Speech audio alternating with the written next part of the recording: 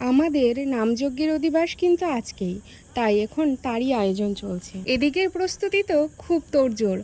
একদিকে ঘটে তিলক দেওয়া হচ্ছে, ডাবে তিলক দেওয়া হচ্ছে, আম্রপল্লবগুলোতে দেওয়া হচ্ছে, আর অন্যদিকে কিন্তু কীর্তনের জন্য আয়োজন করা হচ্ছে, মানে হরিবাসর আর কি, যারা আজ থেকেই শুরু করবে, তো সেই আয়োজনটাই চলছে। এদিকে আমরা অপেক্ষায় আছি ভোরবেলায় কখন ঘুমের মধ্যে দিয়ে আমরা হরে কৃষ্ণ নাম সংকীর্তন শুনতে পাবো, তারই প্রতীক্ষায় রয়েছি এখন।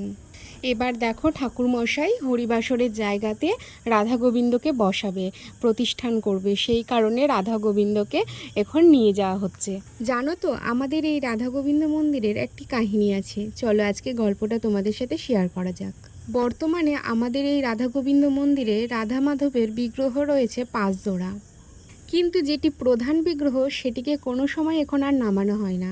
বহুদিন আগে ঘটে যাওয়া একটা ঘটনা আমি বড়দের মুখে শুনেছি। রথযাত্রার সময় প্রধান বিগ্রহটিকে রথে তোলা হতো এবং পরিক্রমা করা হতো, আর ঠিক সেই সময় নাকি রাধা মাধবের হাত ভেঙে যায়, এবং সেই সময় যিনি পুরোহিত ছিলেন তাকে স্বপ্নাদেশ দেওয়া হন যে রাধা মাধবের হাতে প্রচণ্ড ব্যথা হচ্ছে, তাকে যেন সারিয়ে তোলা হয়। এর ঠিক পরেই নবদ্বীপ থেকে কারিগর এসে রাধা মাধবের হাত সারিয়ে তোলেন এবং তাকে ১০৮টা ডাব দিয়ে স্নান করানো হয় যাতে তার হাতের জ্বালাটা কমে যায়। আর ঠিক সেই সময় থেকে প্রধান বিগ্রহকে কখনো রথযাত্রার সময় বা নামযজ্ঞের সময় নামানো হয় না, অন্যান্য যে বিগ্রহগুলো আছে সেগুলোকেই নামানো হয়।